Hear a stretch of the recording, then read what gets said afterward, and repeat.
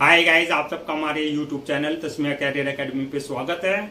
Guys, आज जो हम आपको डिटेल देने जा रहे हैं वो देने जा रहे हैं APSSB रिक्रूटमेंट 2025 के नोटिफिकेशन के बारे में। APSSB यानी कि Arunachal Pradesh staff selection board ने ग्रुप C यानी कि lower division clerk, data entry operators, assistants, इसके अलावा जो है अदर्स कई सारी पोस्ट के लिए जो है अपना नोटिफिकेशन जारी किया है। अगर आप भी इन वैकेंसीज के लिए अप्लाई करना चाहते हैं तो गाइज ये वीडियो आपके लिए बहुत ज्यादा इंपॉर्टेंट है, क्योंकि इस वीडियो में हमने पूरा डिटेल में बताया कि क्या मिनिमम क्वालिफिकेशन मांगी गई है, क्या आपका जो है सिलेक्शन प्रोसेस रहेगा, लास्ट डेट अप्लाई करने की कब है और ऑनलाइन जाकर के कैसा आपको रजिस्ट्रेशन और फॉर्मेलिटीज पूरी करनी होगी।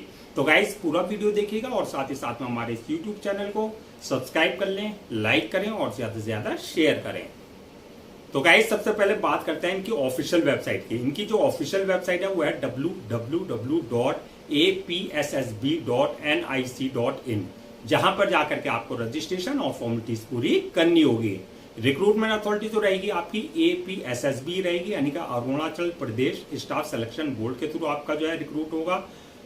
पोस्ट नेम की अगर बात करें तो इसमें ग्रुप C की पोस्ट रहेंगी, जो कि जिसमें जो आपका LDC यानी कि लोअर डिवीजन क्लर्क की रहेगी, DEO की यानी कि डाटा एंट्री ऑपरेटर्स की रहेगी। इसके अलावा जो असिस्टेंट लेवल की वैकेंसीज रहेंगी और कई सारी पोस्ट जो है इसमें रखी गई हैं। जेंडर की बात करें तो मेल एंड फीमेल यानी कि man and women both can apply for these vacancies. Total vacancies जो है 80 यानी कि 80 वैकेंसीज के लिए इन्होंने अपना नोटिफिकेशन जारी किया है। जॉब लोकेशन की अगर बात करें तो सिलेक्शन होने के बाद जो आपका अरुणाचल प्रदेश में ही आपकी पोस्टिंग दी जाएगी। अप्लाई मोड आपका ऑनलाइन रहेगा, ऑफलाइन किसी तरह का कोई कम्युनिकेशन या कॉरेस्पॉन्डेंस नहीं किया जाएगा। रजिस्ट्रेशन जो स्टार्ट होंगे 1 जुलाई 2025 से रजिस्ट्रेशन स्टार्ट होंगे और लास्ट डेट जो रहेगी आपकी रजिस्ट्रेशन की यानी कि अप्लाई करने की 21 जुलाई 2025। तो 1 जुलाई 2025 से लेकर के 21 जुलाई 2025 के बीच में जो आप इनके ऑफिशियल पोर्टल पर जाकर के अपना रजिस्ट्रेशन और फॉर्मेलिटीज पूरी कर सकते हैं। अब बात करते हैं रिटर्न एग्जाम डेट की। तो रिटर्न एग्जाम डेट जो है आपका 31 अगस्त 2025 में रिटर्न एग्जाम कंडक्ट किया जाएगा, जो कि आपकी टेंटेटिव डेट रखी गई है। स्किल टेस्ट की अगर हम बात करें, जो स्किल टेस्ट की डेट है वो आपका 20 सितंबर 2025 ऑनवर्ड से रहेगा, यानी कि 20 सितंबर 2025 से आपके जो स्किल टेस्ट हो जाएंगे। एडमिट कार्ड की अगर बात करें, जो आपकी एग्जाम डेट है उससे एक हफ्ते पहले जो है आप अपना जो है एडमिट कार्ड इनके ऑफिशियल पोर्टल से जो है डाउनलोड कर सकते हैं। अब बात करते हैं आपका एप्लीकेशन फीस क्या रखी गई है। तो एप्लीकेशन फीस की अगर हम बात करें तो अगर आप APST कैंडिडेट्स हैं, APSC यानी कि ST यानी कि अरुणाचल प्रदेश शेड्यूल्ड ट्राइब्स अगर कैंडिडेट्स आए, आप इस कैटेगरी में आते हैं तो आपके लिए एप्लीकेशन फीस 150 रुपए रखी गई है।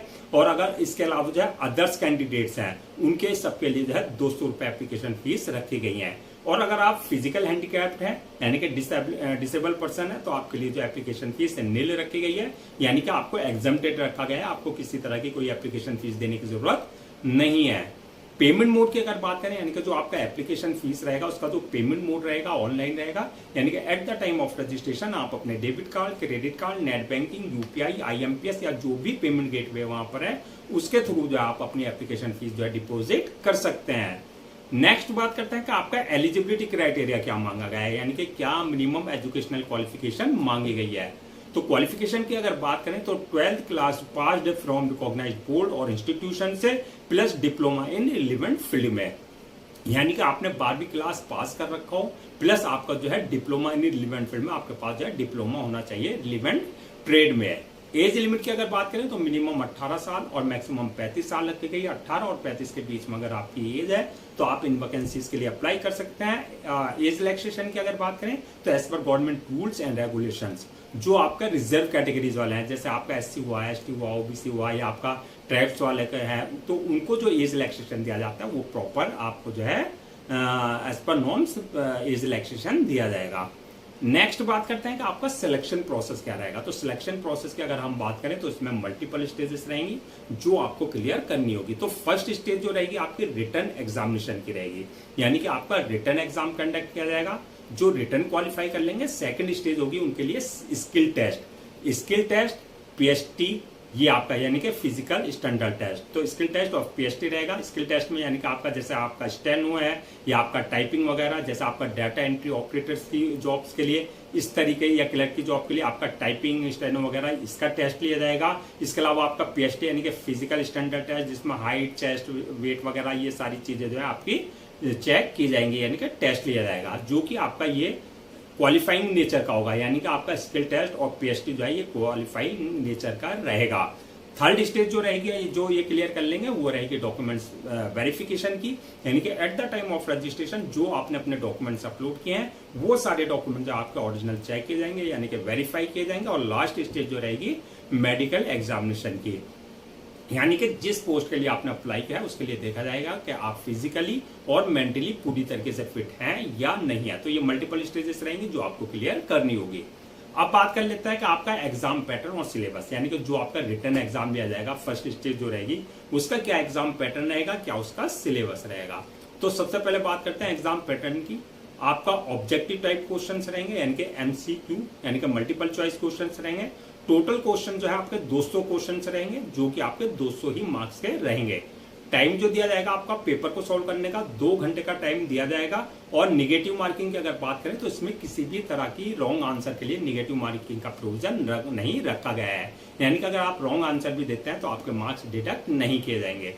अब बात करते हैं सिलेबस की, यानी कि सिलेबस क्या रहेगा। तो सिलेबस की अगर बात करें, जहां से क्वेश्चन पूछे जाएंगे, जनरल अवेयरनेस से रिलेटेड क्वेश्चन होंगे, इंग्लिश लैंग्वेज से क्वेश्चन होंगे, general intelligence and reasoning ability से क्वेश्चन होंगे, अर्थमेटिकल से क्वेश्चन होंगे, यानी कि मैथमेटिक्स से और न्यूमेरिकल एबिलिटी से रिलेटेड आपके क्वेश्चंस आपसे इसमें पूछे जाएंगे।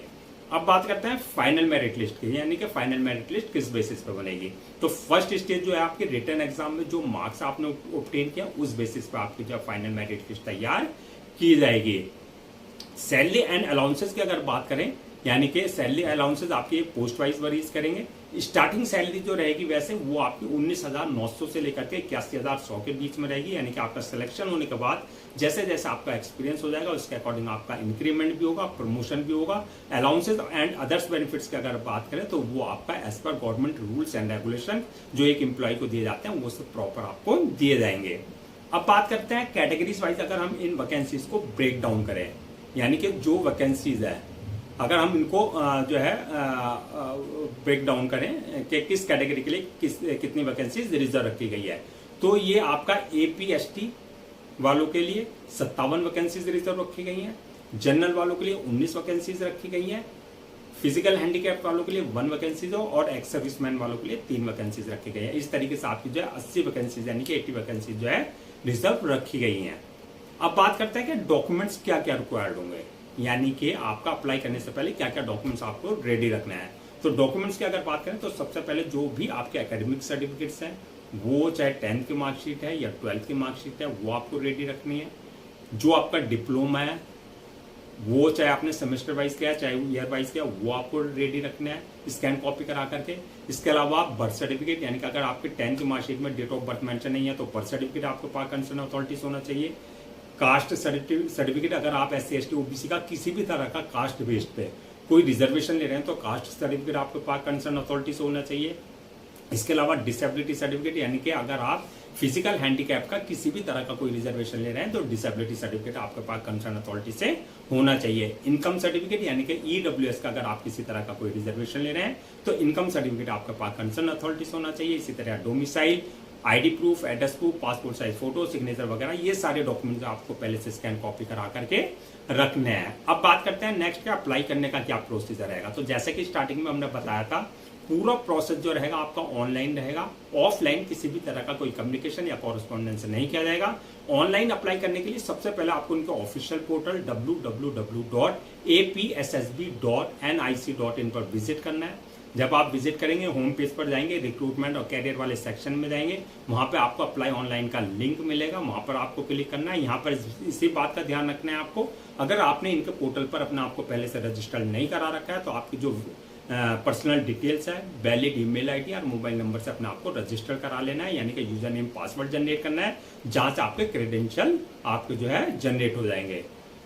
और अगर ऑलरेडी आपने इनके पोर्टल पर अपने आप को रजिस्टर करा रखा है तो जो आपके क्रेडेंशियल है यानी कि यूजर नेम पासवर्ड है उससे ही आपको लॉगिन करना है। लॉगिन करने के बाद आपका एप्लीकेशन फॉर्म आएगा जहां आपकी पूरी डिटेल्स मांगी जाएगी, जैसा आपका नाम, father name, mother name, date of birth, qualification वगैरह, उसको पूरा आपको बिल्कुल एक्यूरेट फिल करना है। डिटेल्स फिल करने के बाद जो नेक्स्ट ऑप्शन आएगा आपका अपलोड योर डॉक्यूमेंट्स का, यानी कि आपके जो डॉक्यूमेंट्स हैं वो सारे आपको अपने अपलोड करने होंगे, जैसे आपका एकेडमिक सर्टिफिकेट, 10th 12th की मार्कशीट वगैरह, सर्टिफिकेट वगैरह, आपका डिप्लोमा, जो भी रिक्वायर्ड डॉक्यूमेंट्स है वो सारे डॉक्यूमेंट जो आपको अपलोड करने हैं।